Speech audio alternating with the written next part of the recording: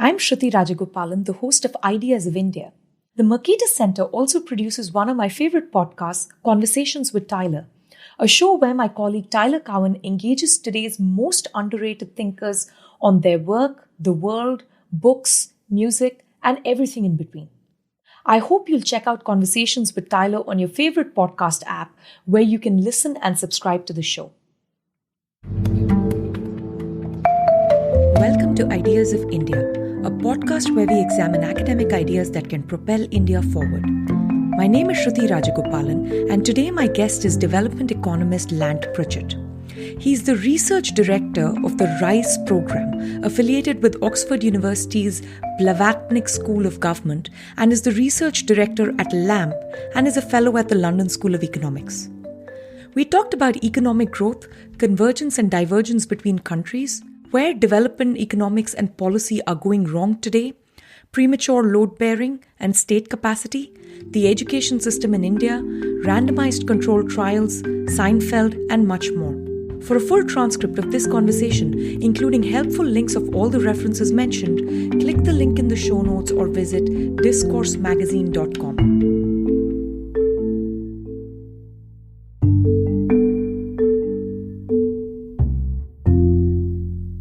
Hi, Lant. Welcome to the show. It's great to see you. Great to see you.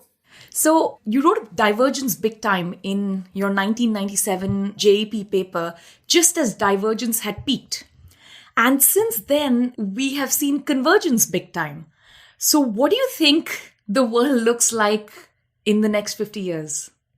I would hesitate to refer to what's happened since 1990 as big time, in the sense that in the era I was talking about of sort of 1870 to 2000 or 1990, when we had the data, divergence had gone up in absolute terms by an order of magnitude. So whereas in the 1870 period, the entire range of GDP per capita across countries was sort of 1,000 to 4,000 in kind of current purchasing power terms. And then currently, it had gone to roughly 10 times that.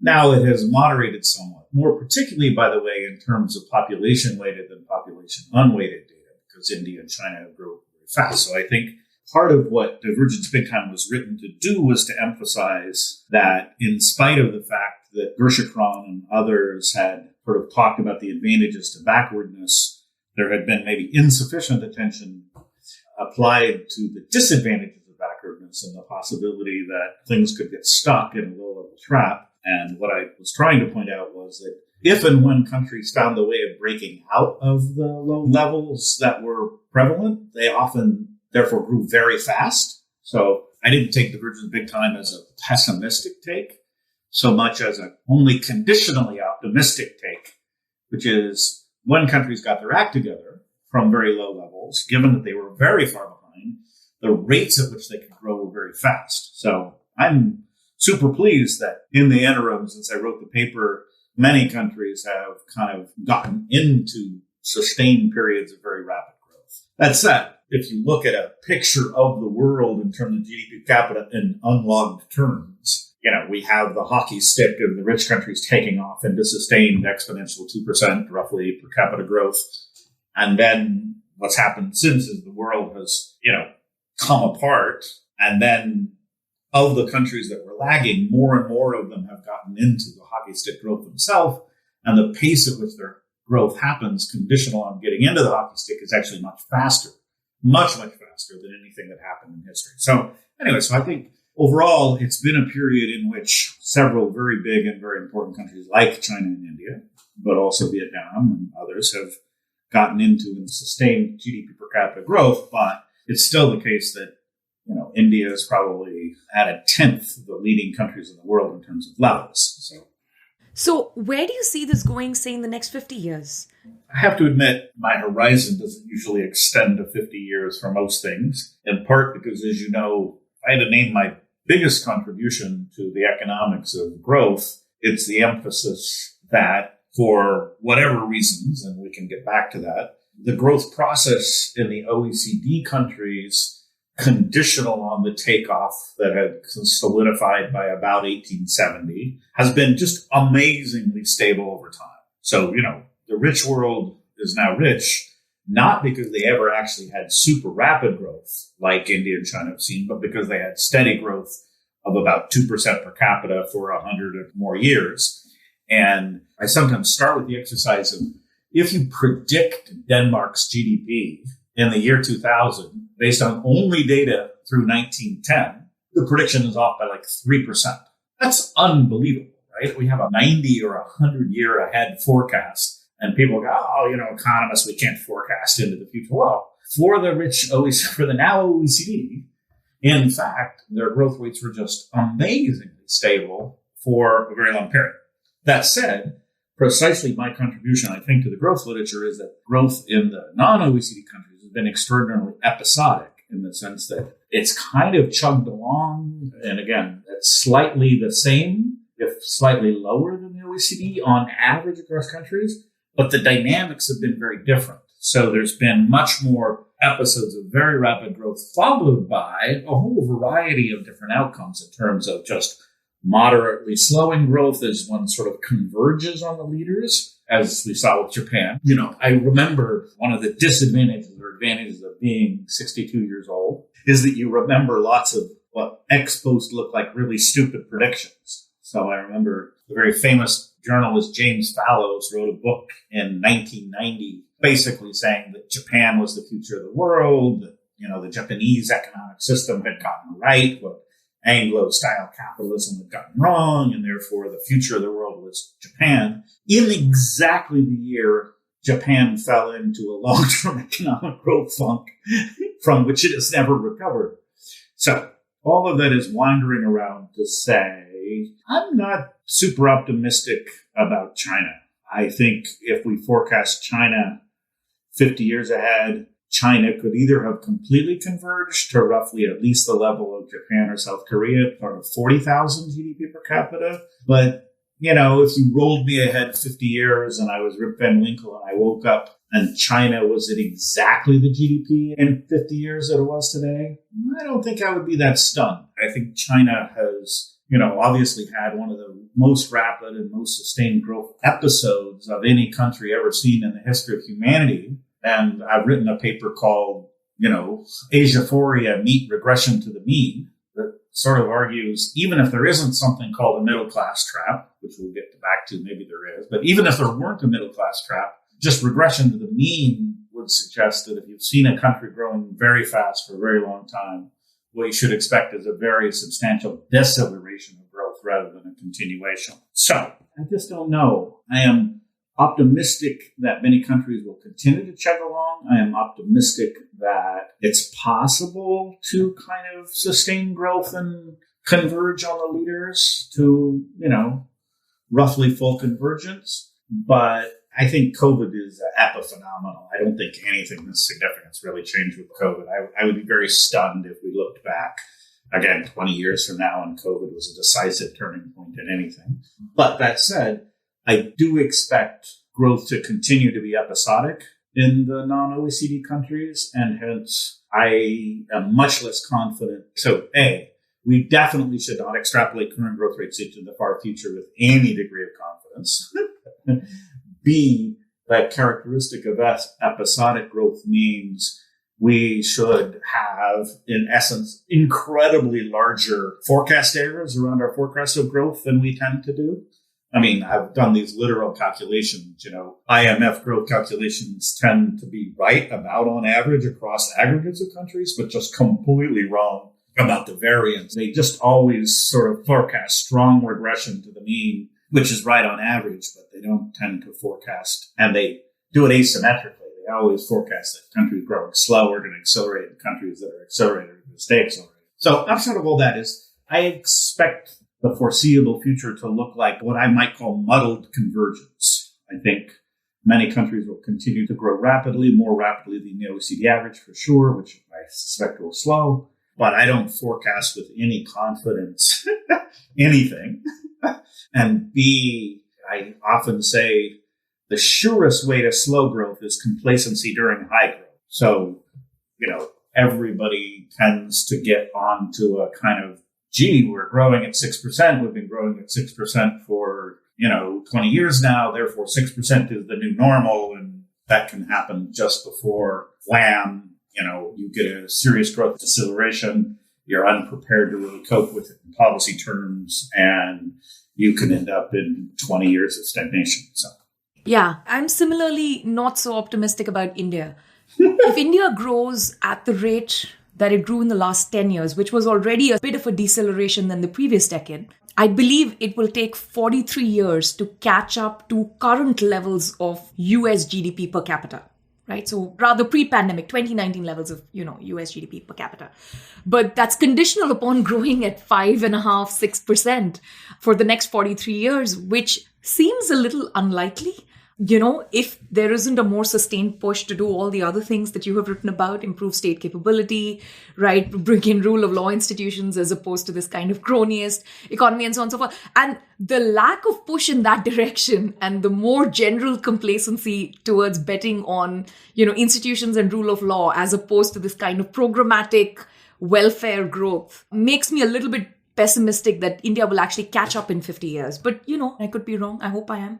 Well, I have two responses to that. One is, I still think there's a big difference between India and China in the sense that, again, if we get into this business of, relatively long-range prognostication, you can run the future of India forward for a very long time without there being any truly big shock to the, broadly speaking, institutions that it has, because it has, in some form, all of the institutions that the now wealthy countries have, right? It has a free press, or it was a freer press and is less a freer press, but it has, a free press. It has judicial review. It has, a nominal commitment to rule of law. It has functioning multi-party, so you don't have to imagine there's been any major shift. Whereas China has an authoritarian autocratic single party who's running the show, which is not a form that any now prosperous country other than Singapore has actually reached prosperity with. So it's very hard to run your movie of the history forward 50 years and imagine China looks anywhere like it currently looks in terms of its configuration. And then it's precisely those shifts across configurations that become unpredictable and introduce just radical uncertainty. So the first thing is, I think India does in fact have a weird advantage in that it doesn't have any necessary, quote unquote, revolutionary changes that it would need to make in order to sustain growth. That said, I think you're exactly right that in my formulation of the ways in which countries achieve what we could call a political settlement or an order, there's, really, strong state institutions and rule of law. And there's deals economies. There's economies in which what I call a deal is, in the geeky way, and since this podcast is a geeky show, what I call a deal is when your expectations are indexed on you. Meaning if I go to get a driver's license in a routinely operating European or American situation, I don't expect the outcome of my getting a driver's license to be indexed on anything I do. I'm going to follow the rules. And the quickest way to not get a routine government to work is to say, do you know who I am? That line will get you treated worse than any other thing you can say. Whereas in India, in the past, and maybe more so today, it's a deals economy. What happens to your investment has to be indexed on you, either in terms of identity or indexed on you in terms of the accommodations you are taking to adapt yourself to the rules. So there isn't, in fact, a completely neutral, predictable rule of law. And so deals and investments are not completely and totally secured by rule of law. And again, this is what has made episodic growth so pronounced, in my view, in the developing world versus the OECD, is that in a deals economy, shifts across deals become a major source of uncertainty in the growth process. And, you can easily get stuck because the further you dig into a growth process secured by deals around a particular regime, the harder it is to reconstitute those deals when the regime shifts, even in a democracy. Well, and also especially in a democracy which is governed by a particular kind of identity inbuilt into its democratic structure, the way India can often be. The reason I started today with growth is I am one of the beneficiaries, the second post-colonial generation, sort of the first generation to really see huge gains from liberalization. In fact, we're running a project at Mercatus right now called the 1991 Project, which is looking at reforms that would gear towards more economic growth. Of course, I was also in a position to gain from that, in quite an extraordinary way. In your recent paper with Addison Lewis, you've talked about how growth is not only necessary, but also sufficient, right? And that there is no country with high levels of GDP per capita that has low levels of basics. And there is no country with low levels of GDP per capita that has high levels of basics. What is a good way to think about growth prescription globally? Not just for rich countries or OECD countries, not just for poor countries, not just for conflict countries. Yeah, I think there's two things, though. I think there's generally this kind of intellectual pushback against the need for economic growth. And it's always hard to tell, what comes into fashion and why, and I don't want to be too simplistic about that. So one thing I'm very much worried about is that the backlash against economists perhaps being overly dogmatic about there being a single narrow recipe for growth has been the backlash to the recipe is not we need a different recipe, but we don't need growth. So it's sort of like if you say, in order for you to have a healthy heart, you need to eat the following diet. It could well be that people are just wrong about how narrow the necessity of that diet is, in which case you could have some skepticism. But if the response to that was, I don't like that diet, therefore I'm going to, weigh 300 pounds and never exercise, that's really bad for your health. Yeah, skepticism about the lack of the poor diet is not the same thing as skepticism about the need for a healthy heart, right? Exactly. So I feel there's way too much skepticism about the need for growth. And I think that's just a deep confusion. It's just confused. And so I want to be very careful to disentangle. I have two views. One of my views is very strongly up to about 25,000 GDP per capita. Countries just need growth in order to be able for all of their citizens to access to what anybody would reasonably consider the material basics of an adequate lifestyle. So I think the focus on $a poverty has just been morally obscene to act as if, our aspirations for humankind is, for every person to get to, what is now in inflation terms $1.90. That's just morally obscene. And we could go on about how terrible poverty has been for the development crowd. Second, I think the potential for redistribution to improve livelihoods is just radically overestimated for poor countries. One of the things about being poor is your economy tends to not be in the position to have the levers to generate large amounts of revenue. One way in which developed countries generate 40% of GDP in revenue is they have a large, formal, highly productive economy that therefore is easy to observe, easy to tax in relatively low-cost economic ways. That's precisely what poor countries don't have. So we should expect total revenue yield to be low as a fraction of GDP. Third, by not having that, you have limited modes of redistribution in an effective, fair, transparent, and way. And then fourth, I just feel the political difficulties of high levels of redistribution have been gotten completely, totally wrong by the development crowd. So I think, all of the available variation is associated with changes in GDP per capita, because changes in GDP per capita give you more private things that people spend on stuff they like sanitation, like food, like housing, like more adequate transport. I mean, just how revolutionary having a scooter is to people, I just think cannot be overestimated. I mean, imagine if your life is really circumscribed to how far you can walk. And that's how, nearly all of humanity lived for nearly all of history. And all of a sudden you have the scooter. And with a scooter, you can, not even a car, it's a scooter, right?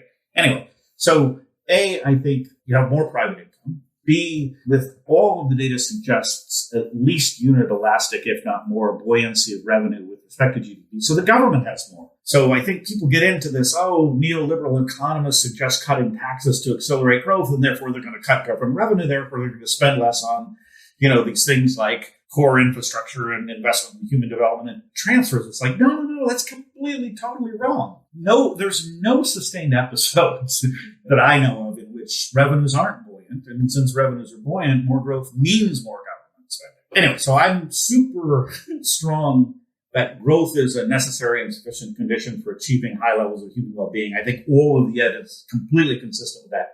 No, you can't redistribute your way to prosperity at low average levels of GDP per capita, because in the end, the average is what would happen if everybody had exactly the same. Well, if your average is, as most countries are, well below the 10th percentile of a rich country, you're not going to redistribute your way.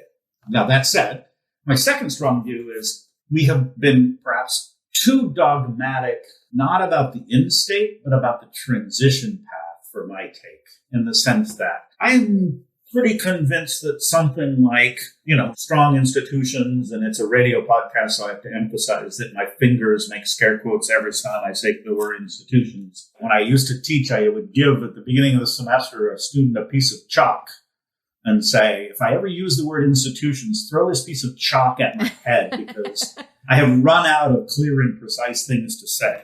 So that said, it's this useful scare quoting thing. Okay. So we have institutions and rule of law. And rule of law is a little bit, to me, more specific than institutions. It means really that individuals can form their expectations and carry out their lives on the basis that the law will pattern their interactions between them and their government and between them and the other people to a very significant extent. Okay. That I'm very big on. That said, part of my deals of development work suggests countries take incredibly different kind of trajectories through this overall space. And part of the work I've been doing together with other people at the Kennedy School when I was there and continued is the growth diagnostics work, which says, really to sustain growth and to initiate growth, you need to focus on identifying at least a set of binding constraints, which are what the obstacles truly are to your economy and the context that it's in getting more productive. And the real kind of trick is that part of what the obstacle to getting more productive might actually involve some government active intervention to support productivity. So I am not as skeptical as I may sometimes be about the ability of governments at their given capacity to act efficaciously. That doesn't take away that sometimes they do need to act efficaciously in order to sustain growth. So that was a very long answer. When you start from a budget constraint of 90 minutes, I'm tempted to go on too long. No, this is actually helpful in terms of setting the stage. I think one of the reasons all economists, and I'm sure I've made this error, especially in the classroom, is we kind of go straight towards institutions, is because for all rich countries, right, it kind of looks similar. Right? Yeah. And it's a little bit like the Anna Karenina, Leo Tolstoy kind of development story, right? All happy families are alike and every unhappy family is unhappy in its own way. And there's a little bit of that going on here, which is... that I have that as an epigram to my first growth episodes paper. Oh, you do? Oh, great. Yes. I would be very surprised if that is not where I got this from in my head. It could be. But Anna Karenina is much more famous than anything I've ever written. So you may have gotten it from the source. Your point about the relevant context of those institutions, very well taken. But I want to go back to this paper, because in this paper, you're sort of doing 2-3 different things. One is just sort of re-emphasizing the importance of growth, talking about how we've gone awry with the focus on redistribution. But mostly, it is a big conversation you're kicking off with your, colleagues who are development economists. Right? And a lot of development economics used to just be regular economics, right? Growth economics, trade economics, macroeconomic stability, and so on and so forth. You've talked a lot about, the Lucas critique and the influence of that.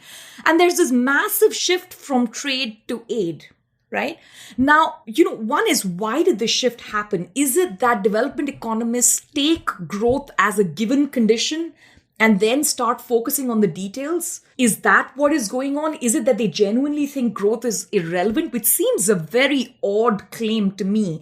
And this is really coming from the best people. Or is it that, those arguments have been made and economics only rewards new arguments, right? No one saying the old stuff is really getting published in the top journals. So what is going on in development economics that the shift has happened? Because you're sort of directly responding to that as a critique through this paper. So I actually think the shift, there were two roughly orthogonal, roughly unconnected things going on that then sort of might have been unconnected and then got twisted together to make a very powerful rope out of some very weak threads. First, I think there was a massive geopolitical shift after the Cold War. And I think before the Cold War, countries that were doing development were at least in part doing development because they were concerned about the nature and behavior of national development. They were concerned about the government. They were concerned about the overall economy of these countries because they were concerned about these countries staying out of the realm of the Soviet Empire, right? So there was a huge Cold War motivation. And the Cold War motivation was squarely about national development and not necessarily so benign, therefore, for other things, but it was at least about that. And hence they acknowledged that, one of the things that was going to keep countries committed to a certain thing was sustained economic growth that kind of benefited everybody because that can have political and other ramifications. Okay. With the end of the Cold War, basically, I think the rich countries, and I have a paper like this in a journal called Horizons, and it's called Can Rich Countries Be Kind of Reliable Partners on National Development? And my basic argument is once that motivation got sort of taken out of what the mainstream bilateral, multilateral development organizations were doing, it got more and more committed to other single issue kind of causes and less sustained focused commitment to what I regard as the interests of the South. And so, there's just a lot less support in the development organizations for things that focus on national development, right? And what that allowed was a rise of concern with and attention to what can we do to mitigate the consequences of national development as opposed to what are we doing that promotes national development. So I actually think the randomistas could have never been successful without the geopolitical shift, without the geopolitical shift that left the North increasingly less concerned with national development as a core issue of its development agenda. I think we would have seen less interest in that because it's just obviously unconnected to these big questions. The second thing is the failure of structural adjustment. And again, I use that a bit, but the failure of structural adjustment to which I feel the economics profession was on the right track, which was saying, okay, if the prescriptions we had made were too narrowly focused and sometimes went wrong because we hadn't done adequate diagnostics and we weren't being adequately contextual, weren't being adequately attuned to what was actually achievable, then we should make our growth recommendations more diagnostic derived and more contextual. Rather than kind of a pox on all your houses, we can't say anything interesting or reliable about growth, which is, again, another overall weak thread in this strand, right? I mean, it's weak as a thread because in the end, I think there are a number of kind of quite reasonably reliable things we can say. And I do think once we do a diagnostic and contextual, I think we as economists and as development economists can give countries quite reasonable advice relative to what other people in the world are saying.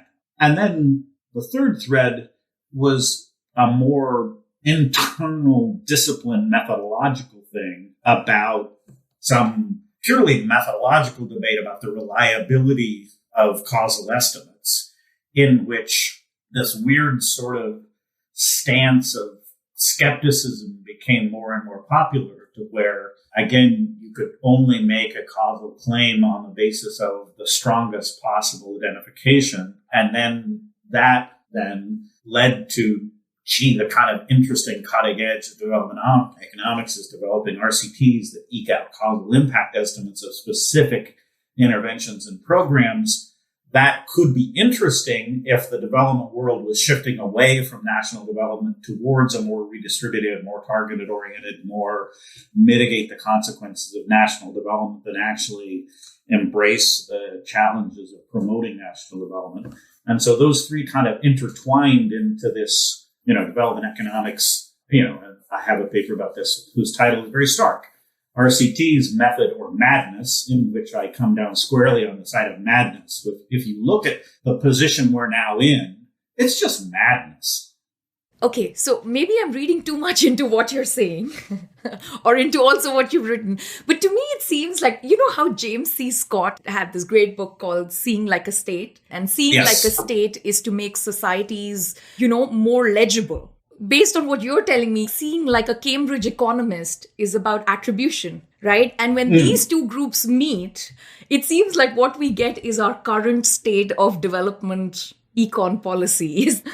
Am I being particularly uncharitable? You're not being more uncharitable than I have been at times. And certainly you're not wrong to read those two strands into my work. I remember Seeing Like a State and thinking, wow, has he been in all the World Bank meetings I've been in my whole life? Like, he's just describing life at the World Bank so precisely. And so I do think this intertwined, large development organizations, by being largely government-to-government endeavors, are forced to see like a state. They want to and need to see things in terms of clear, bureaucratically delimitable, technocratically separable, easily monitorable interventions. They love an intervention that kind of is a cause and effect technocratic theory of change. And hence those two views just love each other, because then it's just amazing. One of the things that strikes me again is that it's unbelievable what an incredible backward step RCTs were in the development field. Because by about, the late 1990s, early 2000s, nearly everybody who had been in development as a field since the 1980s and had really worked in countries and in the trenches were convinced that, if not the major problem with the effectiveness of development as an endeavor and development assistance as an endeavor, was that it was inadequately political and inadequately embedded in a realistic positive political economy of how positive change actually happened, therefore inadequately embedded in history, society, politics. And so the way the field was headed was that even to do a successful World Bank project, and even if the World Bank was, forbidden from doing politics, you had to be embedded in a more realistic politics, and that you couldn't fix the problems that remained to be fixed in the purely technocratic intervention mode that, Seeing Like a State wanted you to, and that we had to grapple with that. And then along comes the RCT crowd, who had zero experience at the time, obviously, in actually doing development. And they say to us, no. Exactly the standard World Bank project mentality can work if we just do rigorous impact evaluation. So it was an unbelievably conservative, no, we can keep everything we needed about the status quo and the way we do projects and the way we approve projects and the way we implement projects and the way we think about governments. We can keep all that the same. All we have to do is add an RCT to it and it'll be fine. And I have to say, people in the field were stunned by this level of naivete. How could you imagine that the problem with our failure to achieve takeoff in growth or to achieve, adequate development outcomes was merely the result of this one tiny little technocratic fix? It was just so ludicrous on the face of us that I think one of my main regrets is not having devoted more time to pointing out how ludicrous on the face of it their fundamental claims were. And that everybody that was actually working in development knew this wasn't true and was actually willing to take on much more radical ways in the ways in which development assistance was going to work or be effective than, everything about the World Bank projects and its modus operandi stays the same. We just add an RCT to each project. Oh my gosh, you got to be kidding me. But they weren't kidding me. And it's amazing how influential that's been, in part because it was so radically attuned to what these organizations wanted to hear, which was, oh, you don't have to worry about politics. You don't have to worry about society. You don't have to worry about history. Just do what you're doing in this technocratic seeing like a state mode plus an impact evaluation. Oh, you've said so many things there. Okay, so let me pull back. So, I mean, again, I've learned a lot of this from your work. So, and reading some of the other criticism by Angus Deaton and Bill Easterly and so on. It seems to me like the RCT trajectory has like 4 or 5 different stages, right? So initially it just starts with, is there a more efficient way to divert money, right? Which seems like a very reasonable question, right? We're spending lots of money in all these different places. Could we be doing this a little bit better? And I think that's a narrow question. It's not very ambitious in the larger development plan, but fair enough, right? Don't mean to interrupt, but not fair enough. But okay. I mean, I don't agree with that. Even that step would require some evidence, right? Because again, what drives me a little bit nuts, and I think most people who listen to me about RCTs agree that I'm a little bit nuts. What drives me this little bit nuts is, if we look at, okay, say we could spend our money more effectively. Well, you might want to ask, what do I think the binding constraint is on spending more money more effectively? Do I think the binding constraint is that the government just lacks interest in doing it more effectively? Do I think that it's not spending more effectively because there's some deep rent seeking going on that is actually the status quo is actually perfectly happily with the ways in which money is spent? So, for instance, go to India, right? In India, Yamini Iyer and I have this paper called Value Subtraction in Public Spending, in which it's, government teachers at the elementary level in India are paid, a factor of 5 to 10 times to maybe even higher what equivalent quality people will do the job for. In private tuitions. Yeah, in private institutions, or just, even when, state governments in the past, as they did in the 90s when they were under fiscal constraints, introduced contract teachers, it was also shown that the state could attract teachers for much, much lower wages who could do the job just as well. So work about contract teachers shows that the contract teachers, I think, have been at least as effective as government teachers. So it's not just private versus public, it's even the public could attract. Okay. So in that environment, you come along and you say, oh, well, we could show you technocratically how to be more effective at spending money. It's like, yeah, but that wasn't the determinant of the equilibrium outcome in the first place. Nobody imagined that this was the technocratically efficient and was misguided or deluded or didn't understand the cost effectiveness relationships or the production function going on.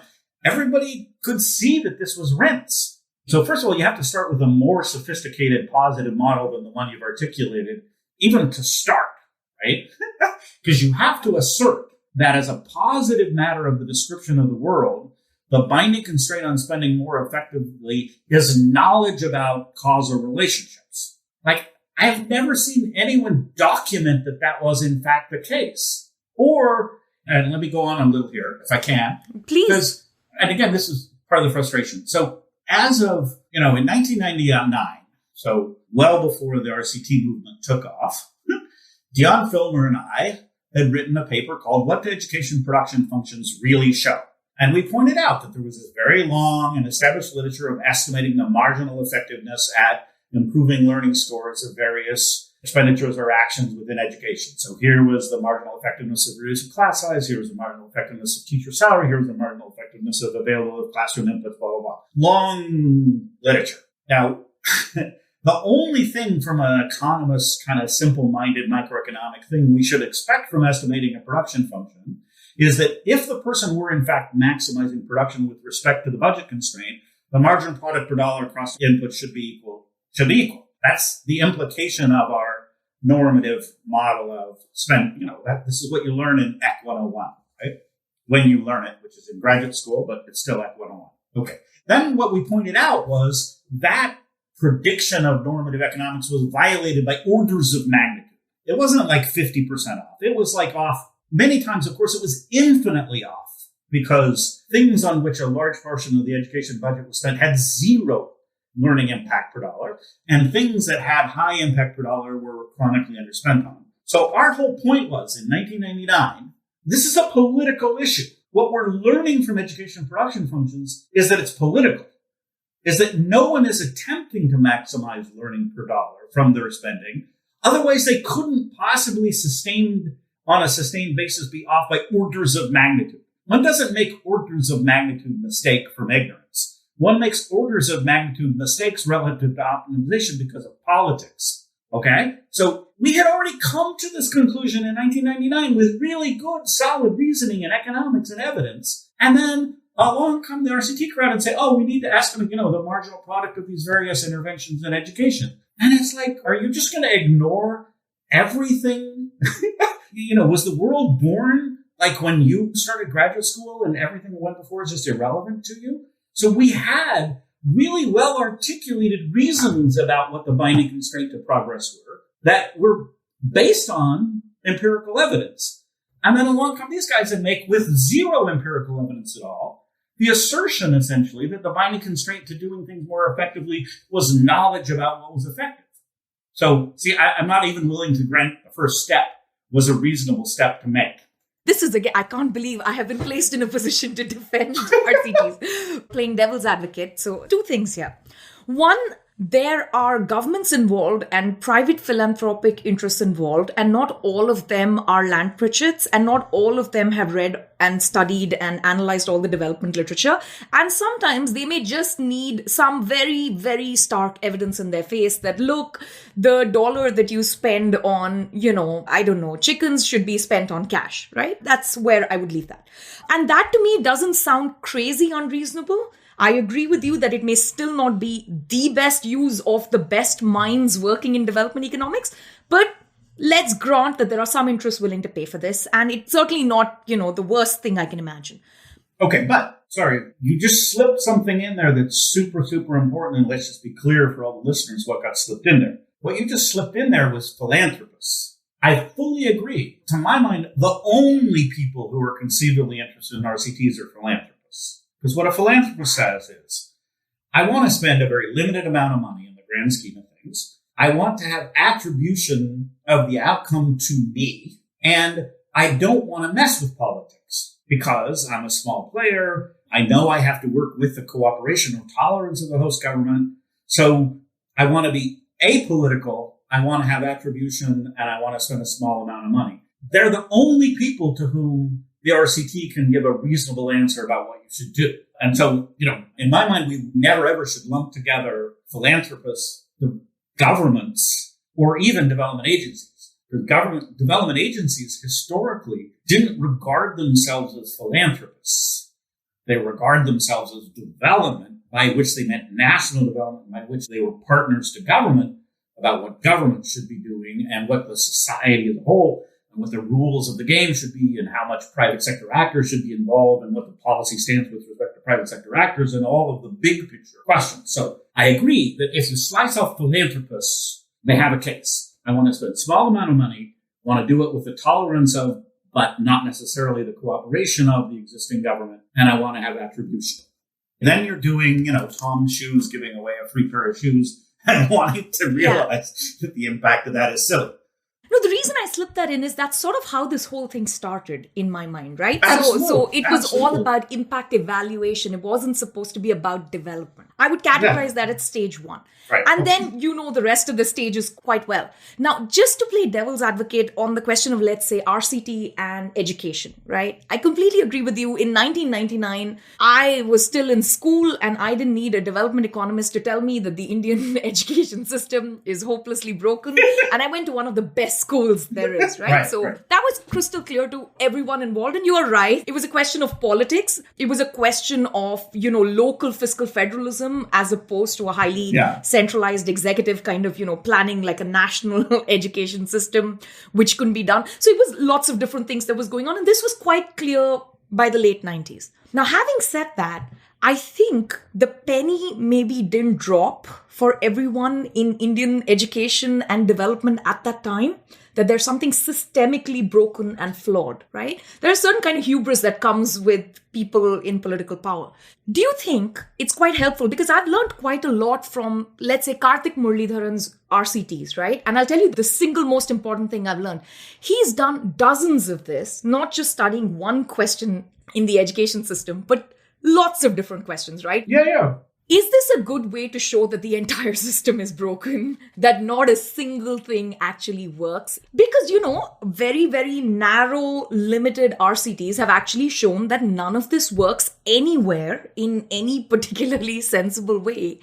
And maybe RCTs are sort of allies in that. Now, again, I don't think it's the best use of resources, and I certainly don't think the best minds in economics should be doing this. But that's a slightly different question. Can we learn a lot from lots of different RCTs in a specific area to tell us there's a systemic problem? Yes and no. So, as you might know, I've been a big fan of Karthik's all along. One of my current roles is the director of research, and we fund through RISE a country research team that's led by Karthik. He's done amazing stuff. So props to Karthik. Love Karthik. Okay. That said, I think Karthik is of the more effective because he sees it in this bigger picture, right? So for instance, let's take a really excellent recent paper of Karthik's, which was, Madhya Pradesh is going to borrow from the UK this school improvement plan thing in which every school is going to do a school-based diagnostic, and they're going to form a school-specific improvement plan. And this is, what the UK had tried, and with some success, I understand, in the UK. And, their large-scale, at government implementation shows zero impact because nobody's behavior changes. So they literally, go through all of the requisite motions to implement it because, the Indian government can implement to the extent of creating the isomorphism of looking like you've done it. So I use all the time Karthik's impact evaluation to show you can take things that were effective in contexts that were effective, in which we're seeking effectiveness, in which the system wasn't totally broken, and put them in a broken system and they won't work. So 100%. But the danger, the reason there's some no, is that the danger is that in this let's find out what works mode with RCTs is that you ignore the deep cause. If you do an impact evaluation of something that failed, the impetus is to move on to something different, not recognize that the failure had deep systemic roots. So people don't always draw, the right lessons. And again, if you're working for a philanthropist who is just saying to you, no, just tell me how to spend effectively $100 million, he doesn't want to hear the system story. He wants you to search around the design space or the implementation space until you find something that can be done, that's robust with respect to system failures, that's a pill or an injection or something that's a logistically implementable, cocoonable thing. So yes, you can derive that story from it. And I was just thinking like 2 days ago, I or someone should write this story of RCTs in India. What RCTs in India have taught us is the state doesn't work.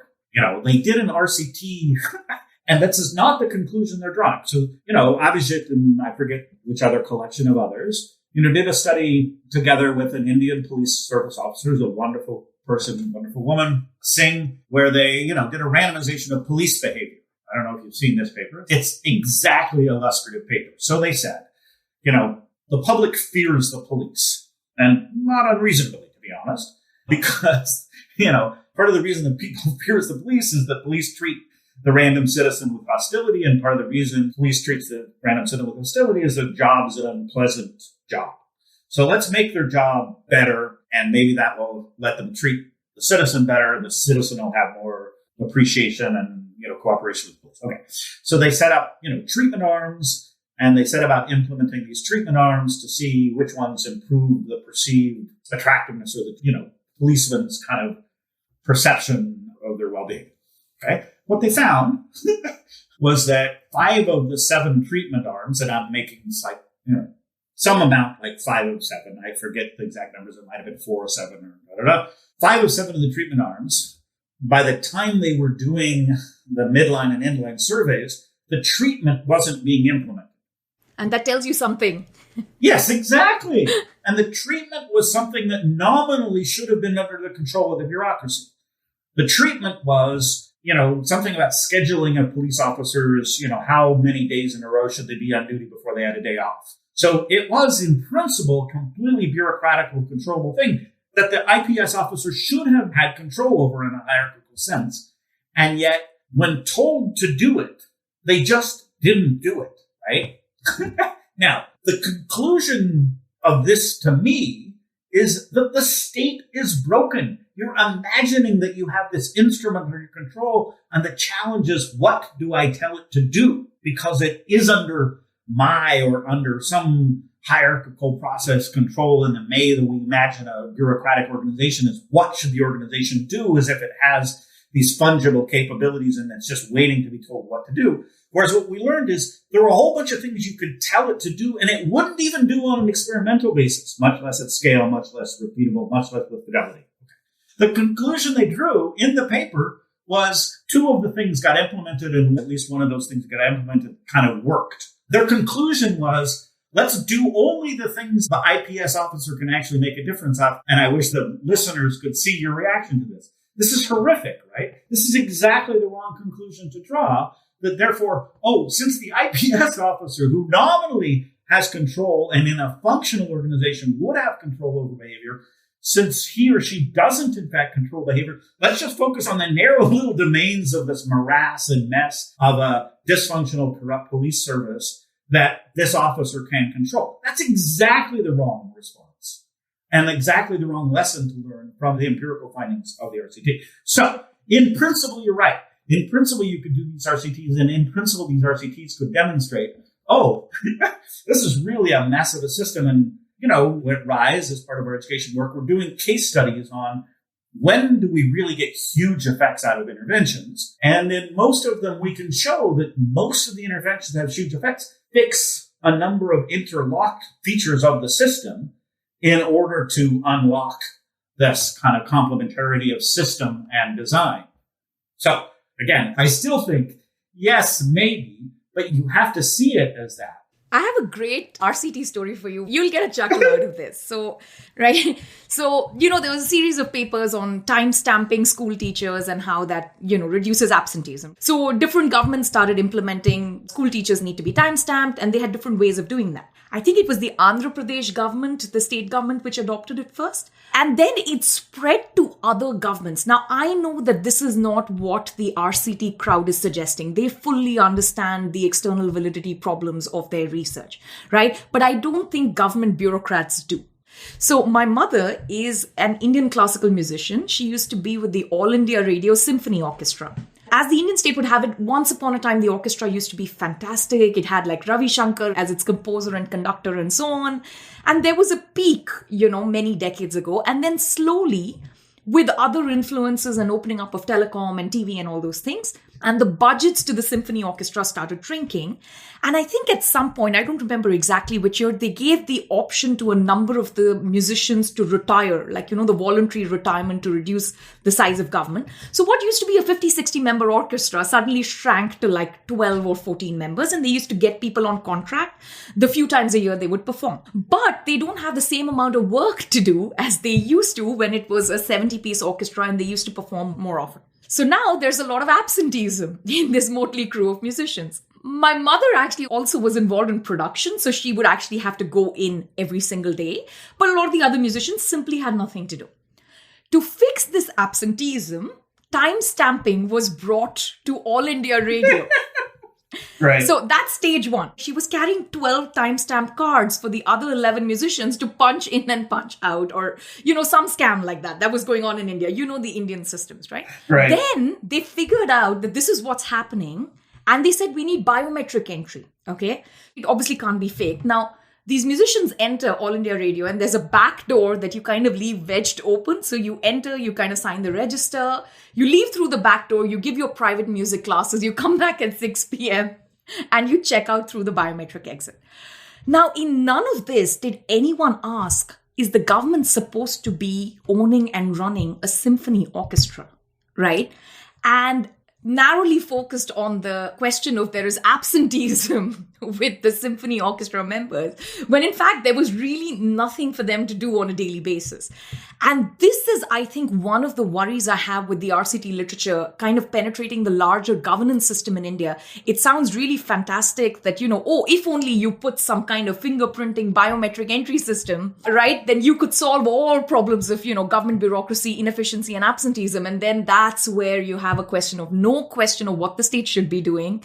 Should it be doing it in the following way? Should it be doing it at the union level, state level, local level? All the arguments. All the questions for which economic analysis is actually really helpful. With and without, how does the emergent order operate? Yeah. Which, by the way, is exactly where we've gone. I mean, this is a perfect anecdotal illustration of exactly where we've gone. The phrase I'm now using with education people in India is, you don't make Pinocchio into a real boy by adding more strings. If you have lost purpose and drive and seeking a performance inside the organization, you don't revivify a dysfunctional symphony by making them all show up and timestamp their work. So, the idea that you're going to fix the state level, the government-owned schools in India by biometrics is just an insult to anyone's intelligence, right? You need a system that's recommitted to purposes that are shared by the people inside the organization. So I am sure if your Mother Symphony came back to its former glory, inside or outside the government, and had, actual music to be played, the musicians would love to show up and play, right? And so yours is a perfect illustration of attempting to restore the efficacy of something without actually a true commitment to its purpose, without any understanding of the purpose. And this fits the whole seeing like a state technocratic mindset. It's like, we don't actually need to understand music. We don't actually need to understand education. We don't actually need to understand economics, which is about how humans behave and how they respond. We can, adopt these, technocratic, IT-enabled schemes.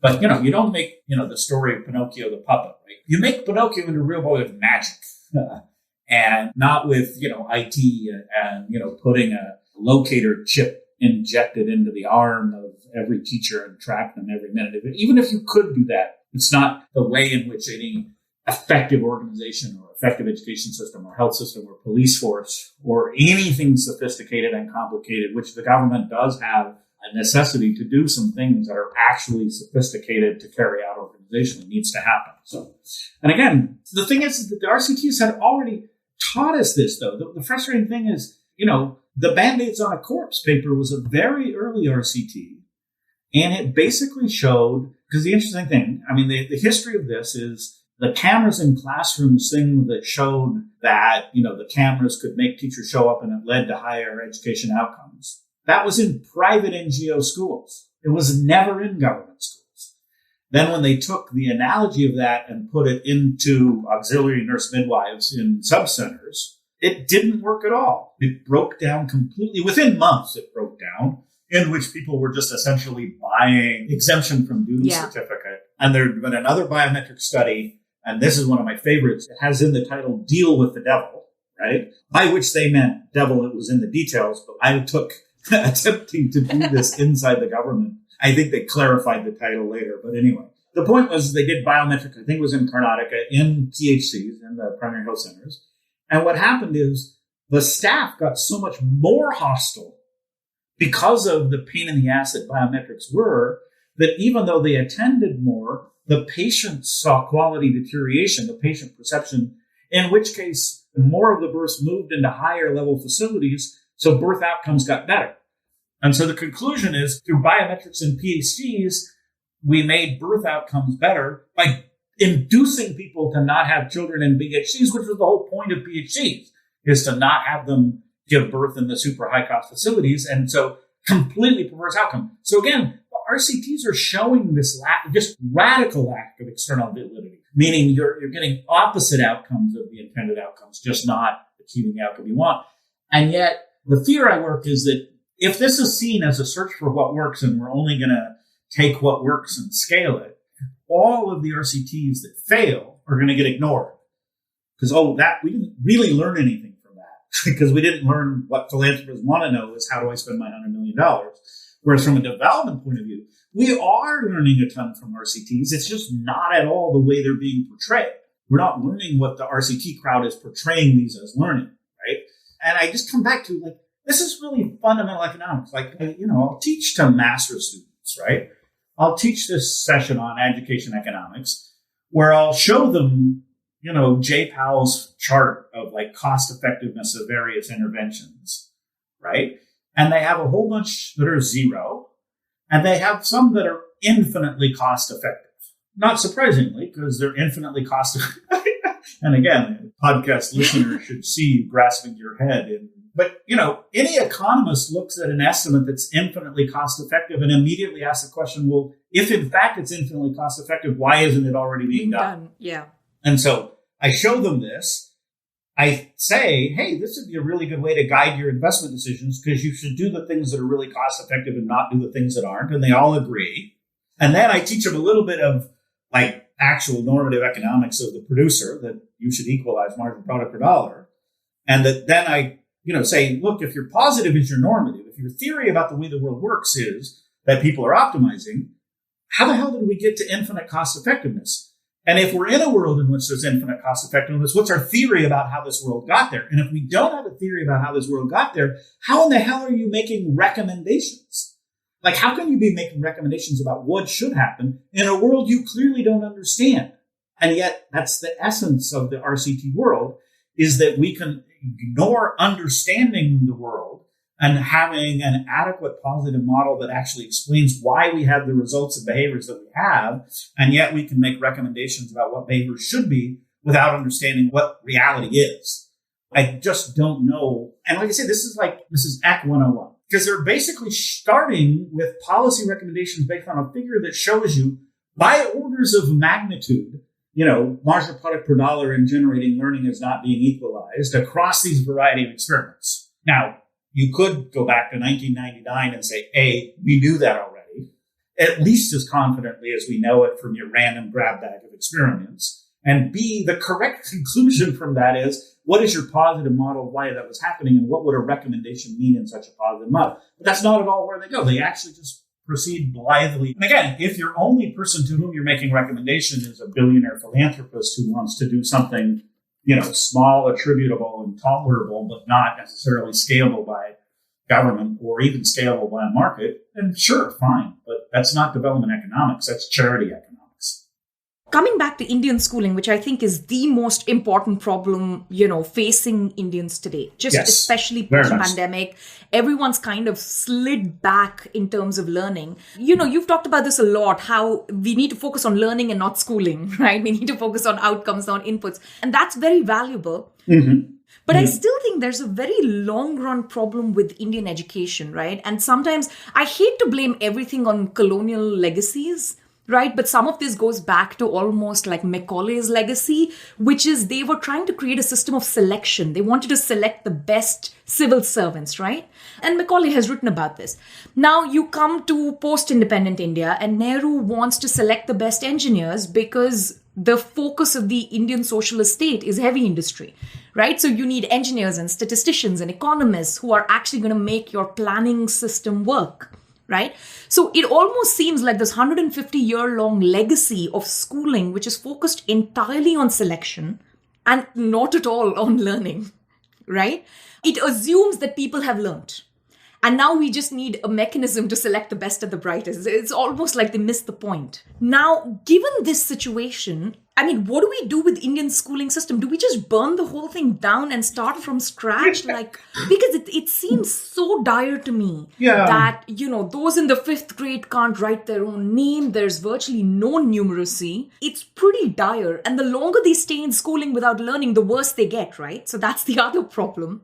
So is there a way to think about the Indian education system which is fixable given its current state? That's an easy question. So I remain cautiously optimistic that there is. And I say this because I first started working on Indian education issues in 1995. So I've been at this a fairly long time. A. B. India is the only country that when I start talking about, fixing the public education system, where I get serious, consistent pushback that it's unfixable and that the Indian public sector kind of has sufficiently collapsed that it's beyond redemption, and we should just acknowledge that and move to some public-private engagement as the core. So I take that seriously. I think these aren't silly, ideological, private-minded people. They're people that are realistic. I remember having a conversation with Pritchett Das, who said to me, I didn't really take seriously how deep the problems with Indian public education were until I was out in front of my house one day and the street sweeper came up to me and wanted to ask my opinion about private schools. And he said, I took for granted that my kids would go to private schools, and I took for granted that my internal household people would go to private schools, but assumed that somebody was using the public school. But if the street sweeper is taking their kid out of the public schools, what's the future of it? Okay. Now, that said, I think it has to be what I would call a back from the brink strategy. The only way it can work is, and this is going to be very difficult, so this is why I'm cautious about optimism, is if the seriousness and direness is acknowledged and you really say, we've got to bring this organization back from the brink, and we have to reinvigorate this system with purpose. And I do think that you could potentially reinvigorate it if you acknowledge that this has been a selection system and we are going to become an education system, that we're going to radically remake Indian elementary education as a first go from a selection system to an education system. And then, in other countries, municipalities in Brazil, large scale things in Africa have done this, where they've just said, we've completely lost our way. We need to reconfigure the curriculum, reconfigure the attitudes, reconfigure what the goals are. So I have some presentations that aren't yet papers where I talk about the problem is most organizations, they have this shell of service functions, IT, procurement, HR, around a core. And the core is purpose and practice. Here's a purpose to which the organization is committed. Here are the practices that we feel reach those purposes, right? And I'm describing generically a university, a religion, an NGO, a unit of the armed forces, the police. And the problem is if you don't have purpose and practices aligned and at the center, then I call this the donut. You're trying to fix the organization, but it becomes a donut because all there is this shell of, HR is hiring teachers and procurement is, buying desks, and the service functions are continuing to service a hollow core, right? So reform of the Indian education system has to start with revivifying the core. What can we agree is the purpose of it, and what can we say are the practices that lead to that purpose? And I don't think there's a substantial understanding of India of what those could be. And I think it's growing over time, but it's radical. It's radical. No incrementalism. And again, I think Karthik's RCTs have been instrumental in showing that incrementalism is not an option at this stage. We really need to revivify the whole thing around purpose and practice and rebuild it from the core out. I think, like I say, other places that were equally weak can do it. And then the only way I disagree with your characterization of the Indian schooling is that you kind of in your description said people were assumed there was learning and then they were about selection. I think it was worse than that. I think teachers went into it assuming that only certain kinds of kids could learn. Oh, yeah. And that what the education system was meant to do was filter that out very fast. And so, Rukmini Banerjee, who's a good friend of mine and just won the Yidan Prize for her wonderful work on education, she was telling me that, they were working in a state where they did a summer camp, where in 6 weeks of the summer camp with public sector teachers, they could achieve a year's worth of progress in literacy. And then those same teachers were encouraged to use the same methods in the classroom setting. And when you moved the teachers with the same, in some sense, techniques and knowledge into the classroom setting, it stopped working. And when you asked the teachers, why it wasn't working, they would say, these kids can't learn. And Rukmini would say but wait a second, you just taught them over the summer. These same kids, and you saw progress with your own eyes, you saw progress. I think it was once they were reintroduced to the schooling mentality, the selection just overtook them again. And it's like, look, I'm not really about teaching every kid to get to some minimum threshold of adequate functional literacy and numeracy. What they really meant is this kid's never going to get there to the super high threshold anyway. So what's the point? Right? Yeah. So anyway, so I am cautiously optimistic. And this interacts with the caste system, right? Yeah. Like in the sense that their perception of Absolutely. who can learn and who cannot learn is so deeply entrenched with who their parents are and their grandparents are. It's really heartbreaking to see it in practice. Yeah. And, as a non-Indian, I've worked in India a long time, but I'm not an Indian. But I was writing a paper with Chandraban Prasad. He's one of our affiliate scholars, yeah. Oh, yeah. Yeah, we wrote a paper together about the change in status and life well-being of Dalits over the reform period, which I think is, if I had to name my most undercited paper, I think it's this paper because it's very important, but most people don't want to hear it. Anyway, but we went to visit his village, and we're walking around the village with a, Dalit, right? So we're sitting around with a group of maybe 16 men, and we're talking to somebody who was a Dalit that had been a public school teacher. So a very respected guy in the community, obviously in his community and the broader community. And we're sitting around and he tells this joke.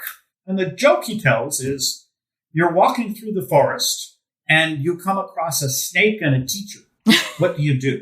And he says, oh, well, you pick up a stick and you beat the teacher. And everyone just rolling on the ground laughing. And I'm like, what in the... And I'm clearly got this mystified look on my face. And he says, oh, and he looks at me and he says, because the snake, it's just a brute. It doesn't know what it does, but the teacher should know better.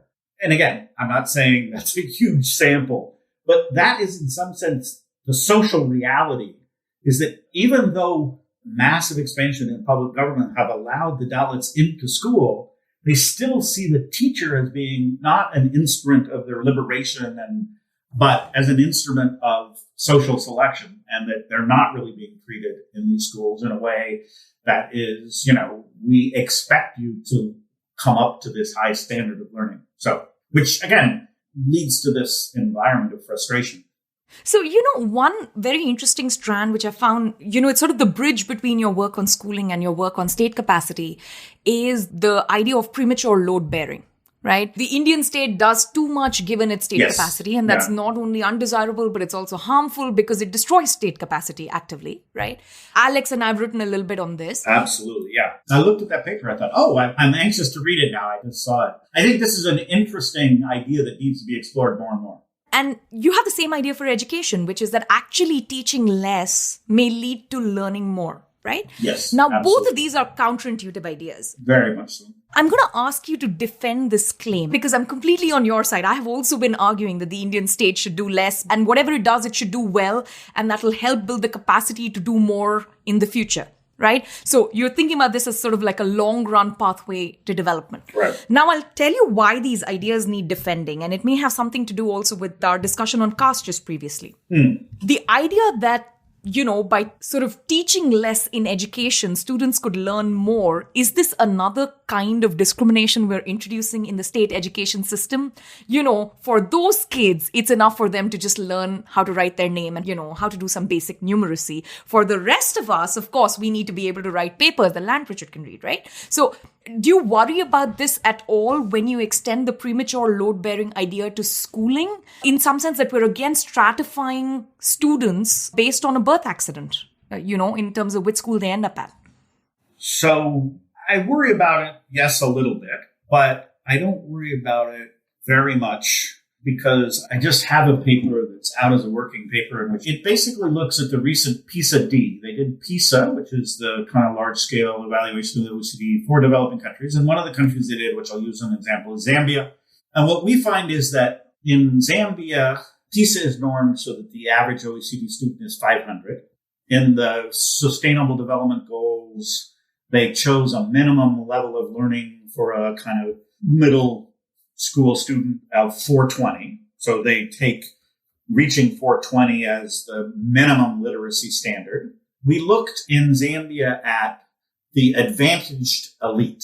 So let's take all the inequality off the table. Let's take urban, male, native speakers who are in the 95th percentile of the socioeconomic status variable. So these are advantaged kids by birth and who are the elite in SES. Their average score was 360. So the problem of overambitious curriculum affects everybody. Everybody is getting a crappy education. And I think, for instance, one of the few times I've gotten a spontaneous standing ovation was I was giving a talk about Indian education to a group mainly of IAS officers, right, who were elites of the education system, who have emerged as elites from the system. And, I was talking about the deficits in the Indian education system, and I said, I know everybody in this room is intrinsically smarter than I am by a lot. Because imagine where you would be had anyone given a shit about what you actually learned. And they were just like spontaneous standing ovation because they realized there is someone who actually gets what's going on. So I disagree in some sense that the Indian education system is actually demanding in a good way, even for the elite and advantaged. It's still a selection system. It's still just putting you through some brute and brutal torture test to say, yes, hey, if you can do this, and yet no one comes out of the Indian education system feeling they were appreciated, feeling their skills were acknowledged, feeling that the best of their potential had been, drawn out. They come out of it thinking, okay, I survived that torture test in order to become an elite. Now let me forget everything that I might have learned because I probably maybe didn't really learn anything and get on with my life. So what I come back to is most of the countries with really low performance don't, in fact, have higher inequality in performance than rich countries. The gradients of performance with respect to SES were no higher in these low-performing countries than high-performing countries. It was that the curriculum is so out of touch and the teaching is so out of touch with good teaching that by not learning the fundamentals early, it's not the case that the elite are getting a great education. So, Indonesia is another place I've worked and lived and have a lot of love for. When the OECD did a adult literacy test, the fact of the matter was adult literacy of tertiary graduates in Jakarta. So this is just a sample of the most elite city. Were lower than high school dropouts in the OECD. So again, I think there's this illusion that there's this very steep gradient in a low-performing system and that the elite are coming out kind of with super good educations. I agree that the elite coming out of the Indian system are super impressive, amazing people because, no way could I have survived the education system.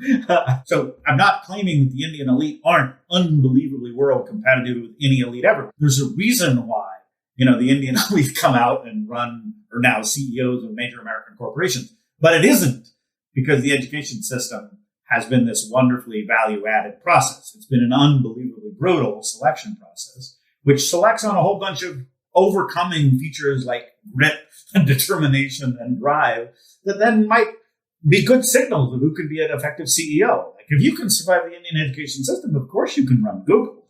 That's a piece of cake. But, it's interesting what you're saying about, first that everyone is suffering, right? Both the elites and the non-elites are suffering. But the disenfranchised don't have all the additional benefits that the elites have to actually use their networks to get where they need to go, even if the learning hasn't taken place, which seems to be the fundamental problem, right? So, in fact, the gains of reducing the curriculum, the largest share of the gains, so to speak, might go to those who are in the disenfranchised category because they have even fewer networks and other access points that the elites have. And in a super low performing system, because I think one of the points of kind of universalizing education is that we believe that IQ is actually not that steep a gradient with respect to anything. So you need to expose people to enough to see if they even have any talent for it. And I think just the tragedy of the Indian system is that there are geniuses in all kinds of domains, in the arts, in the music, in literature, in mathematics, in engineering. There are just absolute geniuses that just never even get to the point where it can become obvious that they're geniuses, right? They never even get exposed to enough of learning that they can show that they can do it. Right? And therefore, they just get washed out. So in your complete reboot, what is the level at which you would set the curriculum and how would it progressively increase? Like, I mean, I'm not expecting like a detailed educational system from you, but just to get a sense of where we're going with this. Yeah, where we're going with this is that, I think the World Bank, for instance, Jaime Saavedra at the World Bank is on the right track with learning poverty. And learning poverty is you read fluently by grade X. And I would say grade 3, he says grade 4, just to give it an extra. So, again, one of the shocking things about this is that to actually be useful reading, you have to, just neurologically, you have to read enough words a minute that you remember what you're doing. Like your short-term memory is a super binding constraint on how your brain operates, right? So if you can't read 40 words per minute, you can't really read effectively. And, when you look at early grade reading assessments, not in India where I haven't really seen them as much, but kids are reading, like they can make out the letters, but they're literally having to make out the letters word by word by word, which means they're never getting to fluency. So first of all, if you had to focus all of the first 3 grades on getting every child to read fluently by grade 3, it would almost be worth it, except for numeracy. And then this gets complicated, and I'm going to make all kinds of shapes with my hands, which aren't very helpful to a radio listener or a podcast listener. But I would emphasize with numeracy depth rather than breadth. We have these studies by Michelle Kaffenberger and others, Julius, whose last name I'm forgetting, on the kind of the curriculum. And what they find is that in the curriculum, there's this trade-off between exposure and depth of understanding. So depth of understanding goes from, can I, carry out this arithmetic operation if I see it exactly like I saw it before? Can I then apply this arithmetic operation to some context that's almost exactly like one I've seen before? 2, where when I'm confronted with a novel situation for which this arithmetic operation would be helpful, do I see that and use it? That's breadth, right? And the second thing I would do is currently, if you think of breadth as sort of horizontal axis and coverage of topics as being vertical axis, currently the curriculum is this very tall, thin tower.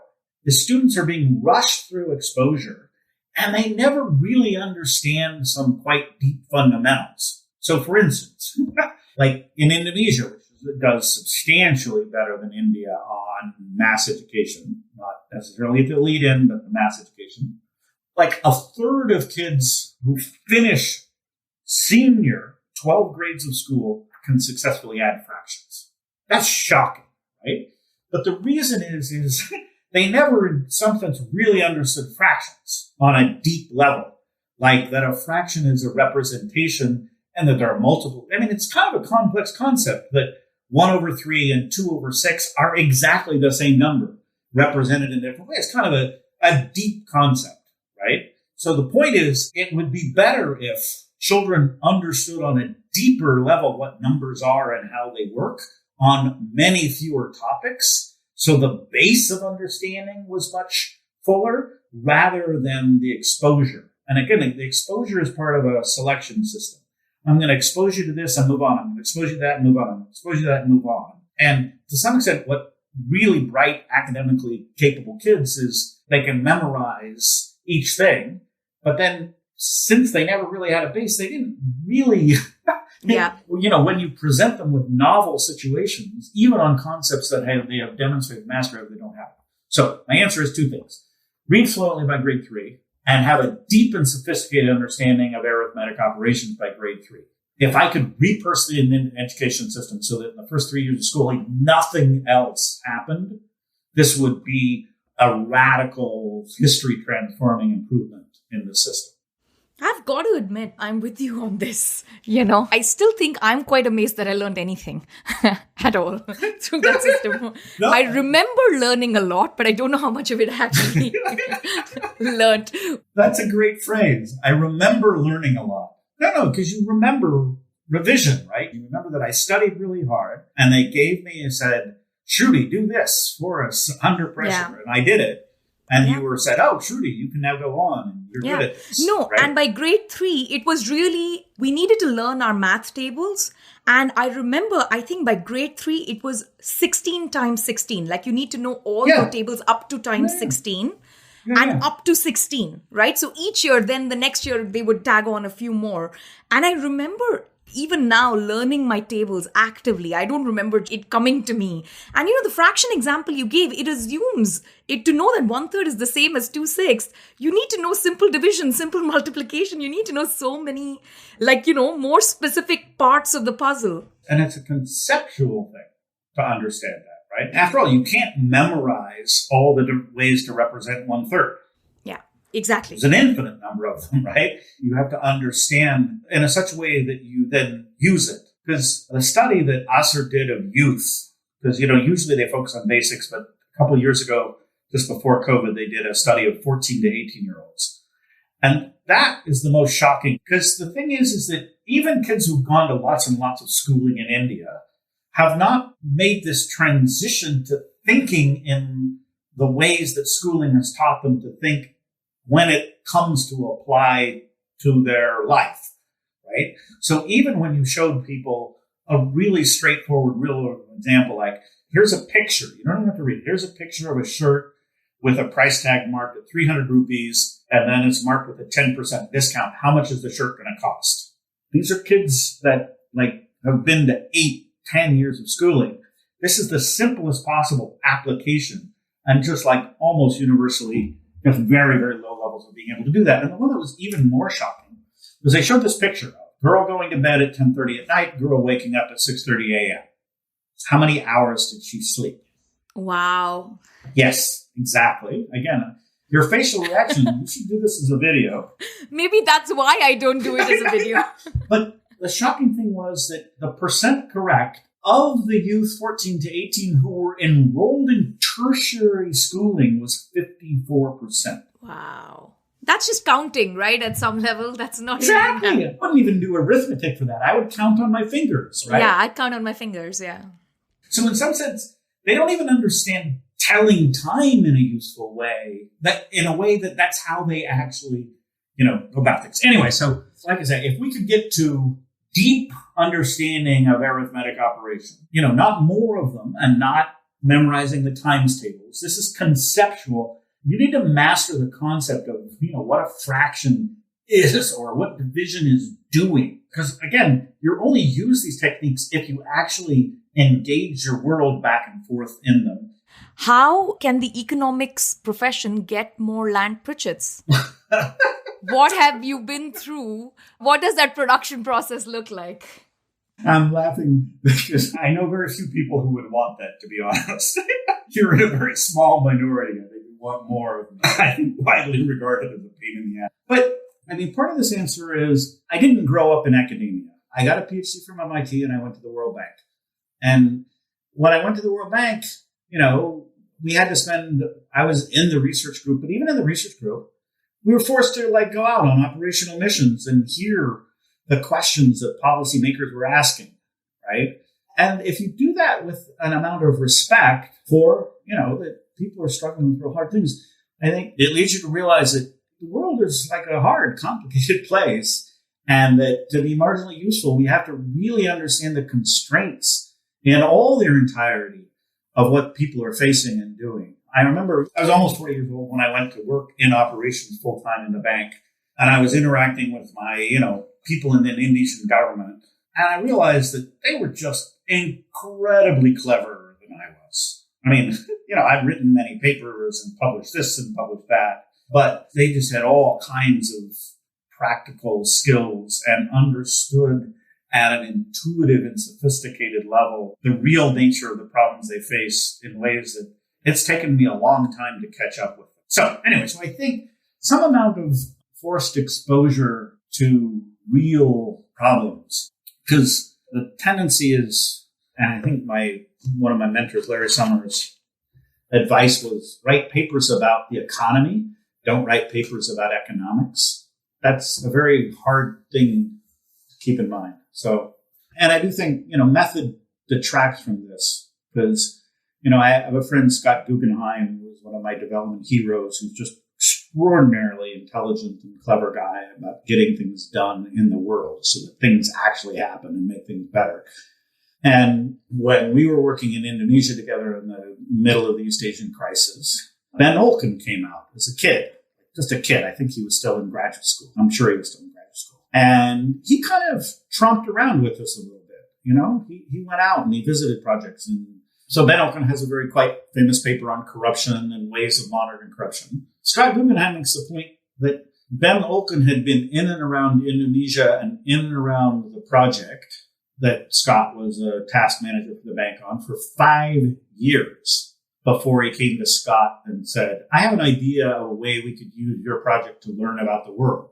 And Scott said, since I knew that Ben had taken the time and effort to invest in understanding what I was doing and why I was doing it, and what Indonesia was like, and et cetera, before he came to me with a research idea, then I was happy to deploy the resources of the project to create this treatment and control and learn, right? And he says, now, these students of Ben Olken's, step off the plane and say, here's my idea that I want to test for my dissertation. And he's like, take a hike, kid. What are you even thinking, right? And why would you think you're not with us? You're not seeking to understand the reality that I'm living in. You don't understand what we're doing. Like, we don't exist to do a tiny little field experiment to test some pet theory of yours. Again, I think the true greats like Michael Kramer and like Ben Olken, they're doing the method, but they're doing the method on top of this really deep and sophisticated understanding of the reality they're trying to understand. And I think getting to that is the key to getting at good research, because I think good research teaches us important conceptual insights into the world that we wouldn't have necessarily had or been able to make without the method, but for which the method is, perhaps necessary, but certainly not sufficient. How has your Utah, Idaho background, lots of exposure to Mormonism, how has that affected or shaped your perspectives on economic development? Okay.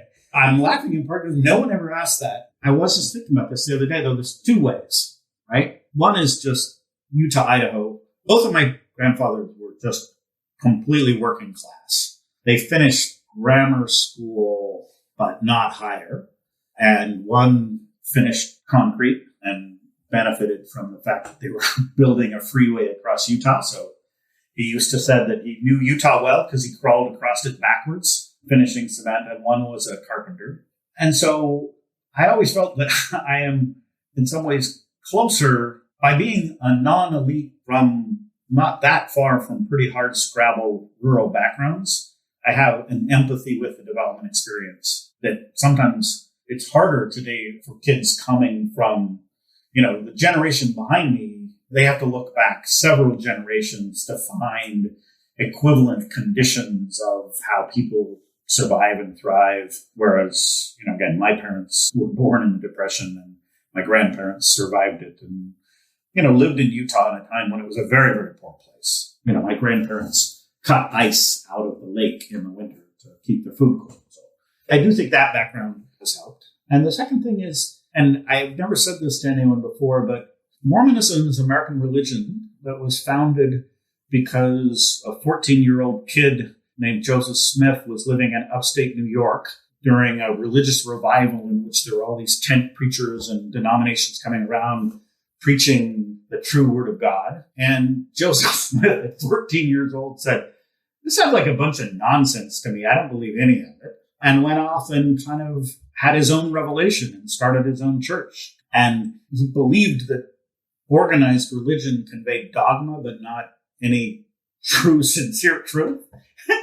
And so I'm a member of a denomination who believes that the devil introduced religion into the world. So I think I came away from a religious upbringing with a really enormously high level of doubt that anything that anybody says to me is true, which I take as a characteristic of the founder of our religion. Here was a religion that was grounded, that before you had faith, you had to have doubt.